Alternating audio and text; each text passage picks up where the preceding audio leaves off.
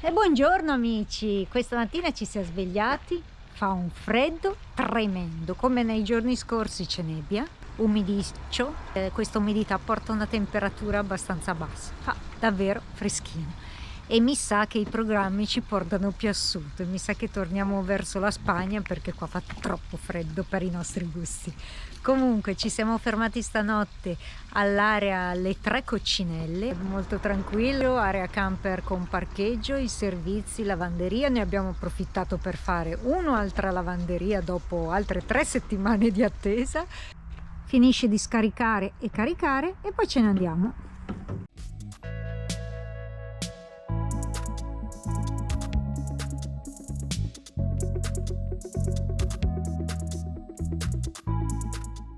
Ci siamo fermati per una breve sosta, mangeremo qualcosa, ma siamo in un posto carino, a parte il tempo che è sempre terribile.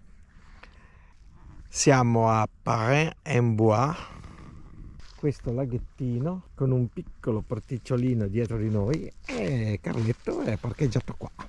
Bettina sta preparando qualcosa da mangiare. Questa zona ha il problema che in periodo di alta pressione, adesso c'è alta pressione nonostante non sembri, l'umidità dell'oceano crea questa situazione di nuvolosità e quindi il problema è che fa freddo. Qui davanti a noi c'è un tipo che sta nuotando, guardate. Vabbè, magari si sta allenando per qualcosa, comunque è bello mutato, cioè nel senso che è mutato in pesce. Madonna santa, col freddo che fa. C'ho freddo io, che non ce l'ho mai freddo. Io non ci penso proprio manco a scendere dal camper, ho freddo.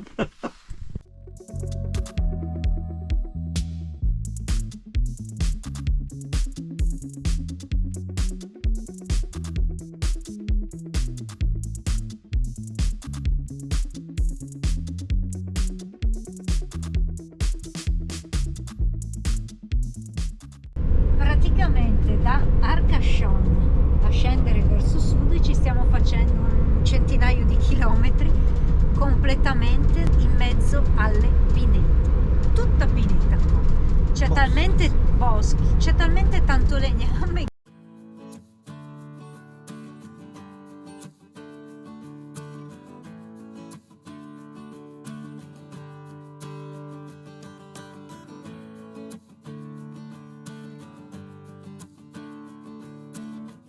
Suono dell'oceano, spiagge immense, praticamente da Arcachon a qua ci sono più di 100 km di foreste all'interno, foreste fittissime e spiagge, queste spiagge di sabbia gialla intensa, giallo ocra.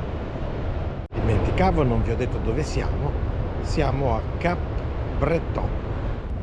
Eccomi, che meraviglia questa spiaggione, lunghissime proprio, e sono molto dunose, vero Mauretto? Sì. Senti sul banchino. O surfisti che studiano l'onda. Tu sei un surfista? No, ma studio l'onda. Ah, solo quello. Però non surfa, la studia solo.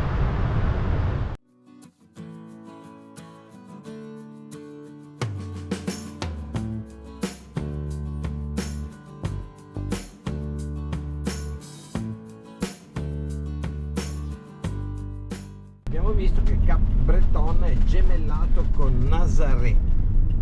Sarà per motivi di surfisti?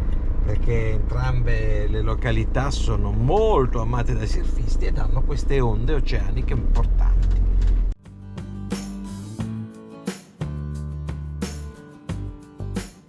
Questo si chiama il bacino dei corsari del porto di Cap Breton. Siamo in bassa, si vede dalle pietre, da tutto quello che si sta sollevando dal fondo, ma il porto, ci sono moltissime barche a vela, è molto protetto. Eccoci qua, nuova sosta a Cap Breton. un'area park a pagamento molto carina, piena di camper, prezzo decisamente economico, 8,50 € in bassa stagione, con tutto, wifi, carico, scarico, corrente, quindi perfetto, siamo direttamente sulle dune. Ora 2 passi spiaggia, andiamo a farvi vedere cosa c'è di bello.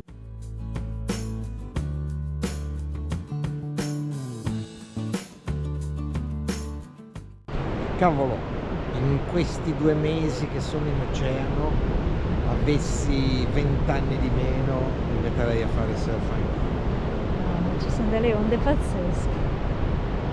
Qua mi ricorda la mia generazione il film Un mercoledì da leoni di John Milius, che era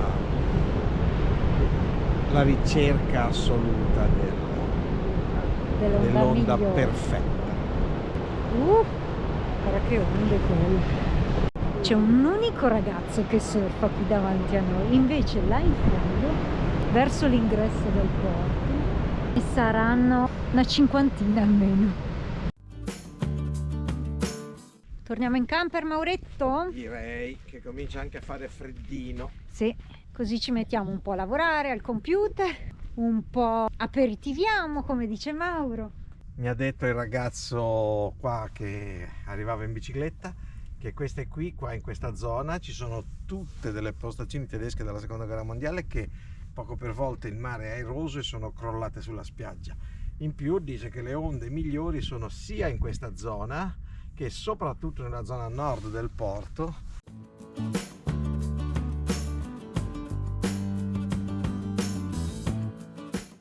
Buongiorno a tutti! Buongiorno!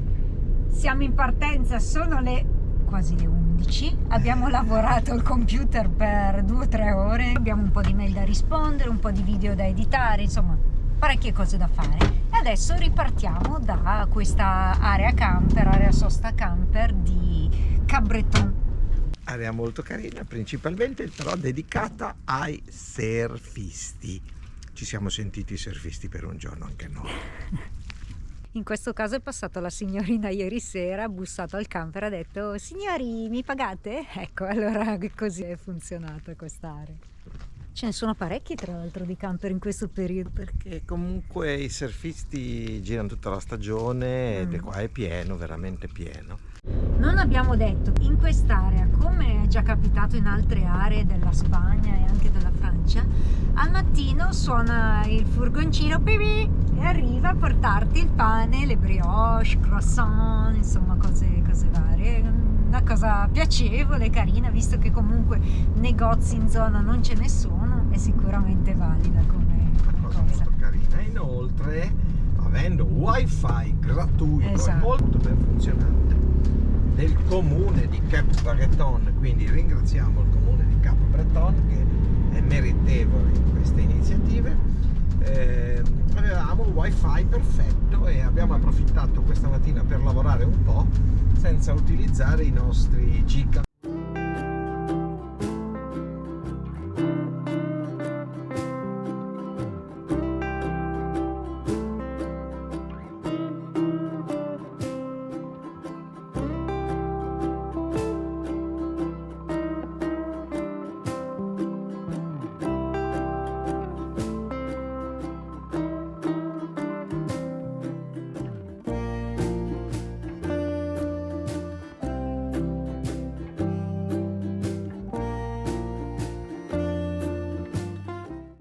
Il pane speziato da Ainoa.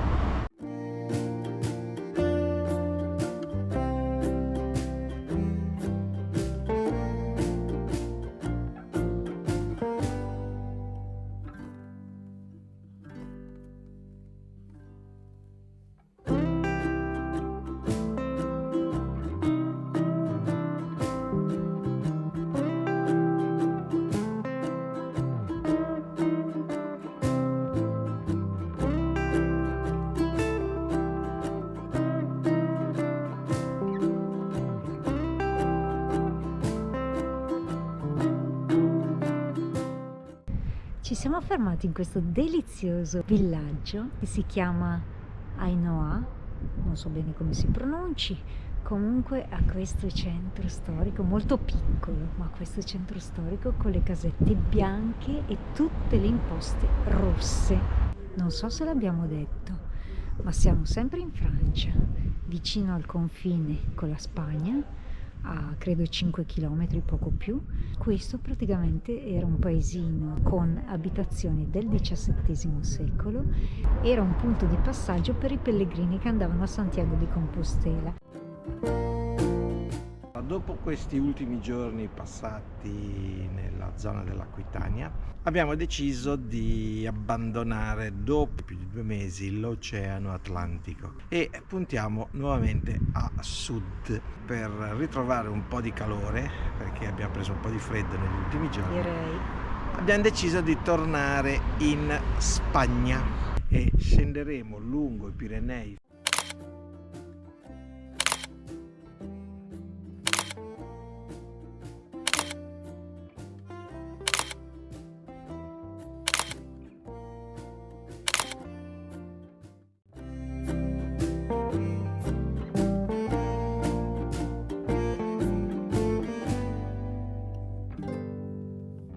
E siamo ritornati in Spagna!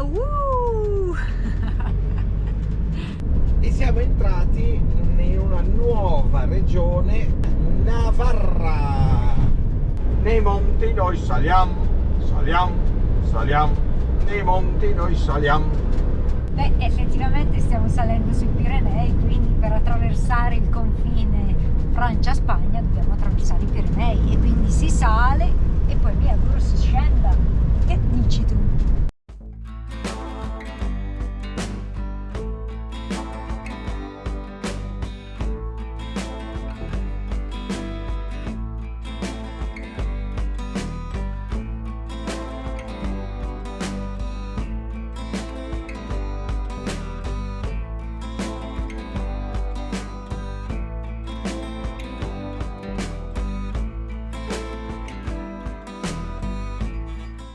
Ho portato Mauretto nella città dei tori per farlo sentire toro per un giorno.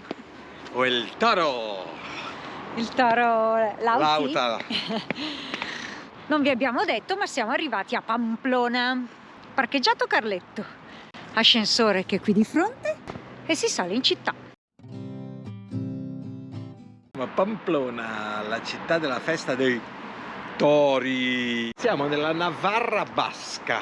Tutti i paesi baschi sono la terra dei nomi impronunciabili, cioè non si riescono. Per esempio qua Polizia Municipal, qua di fronte a noi, Udalzaingoa, Udalzaingoa sarà, da come ho capito il suono Udalzaingoa. Se c'è qualche basco in ascolto ci corregge.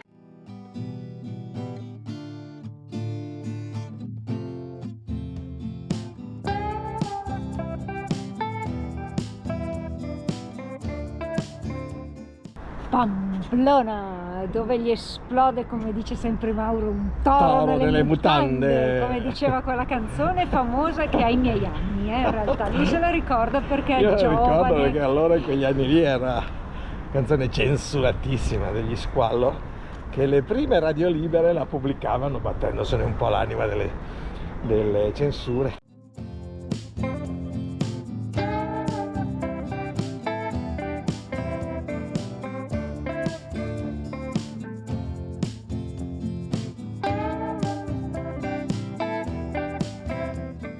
Ed ho preso un toro per le corna.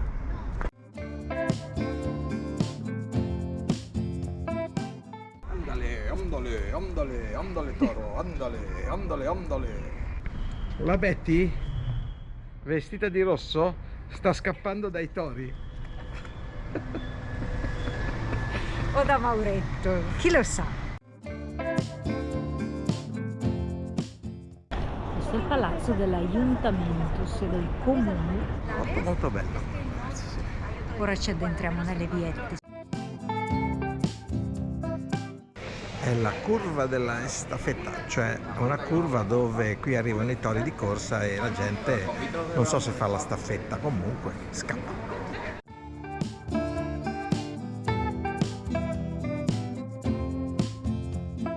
Questa cattedrale ha una facciata neoclassica che abbiamo visto poco fa, mentre la parte posteriore è in stile gotico francese. Quindi anche Pamplona fa parte del sentiero che porta a Santiago di Compostela. Infatti qui i simboli del sentiero ce ne sono ovunque. Abbiamo letto che uno dei sentieri parte da Roncesvalles, che è un piccolo borghetto di 30 abitanti sui Pirenei, quindi al confine tra Francia e Spagna. Non siamo passati da Roncesvalles perché avremmo aumentato in 2 del 7% circa, 7-8% popolazione. Quindi abbiamo cercato, non volevamo alterare quella che era l'anagrafe locale.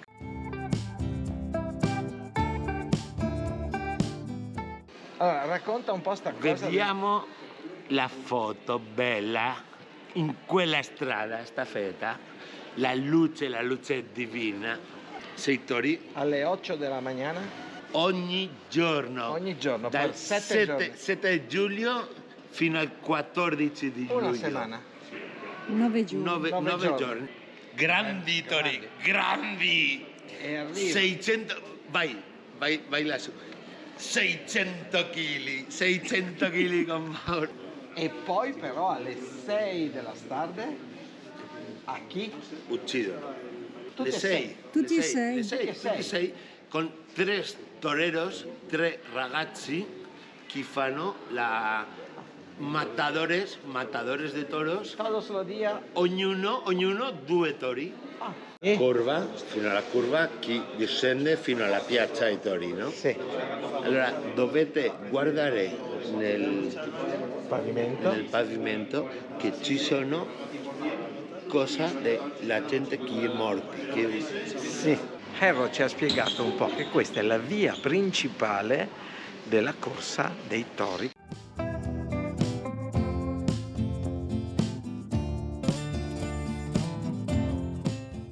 Allora, questa alle nostre spalle è la Plaza de Toros. Ci ha spiegato Hierro, giù di sotto, che qui, quando arrivano alla fine della corsa, della giornata, i tori ormai anche stanchini, vengono affrontati da 3 toreri che li matano.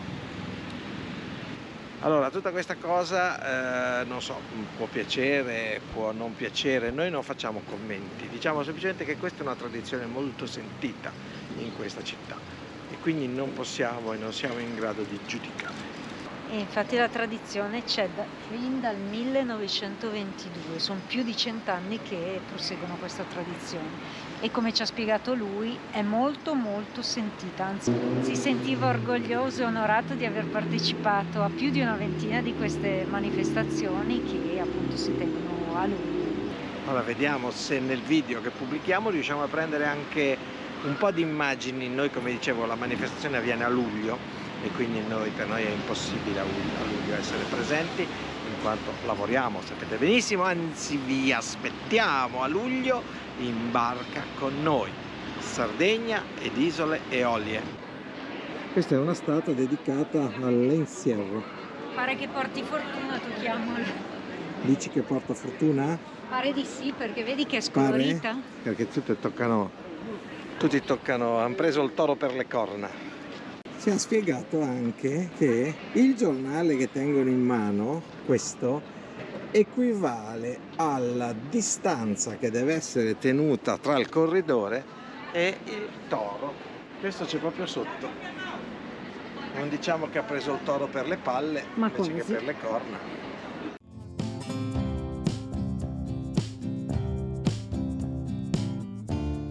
Questa zona è molto gradevole, quindi si unisce la tradizione con una certa modernità.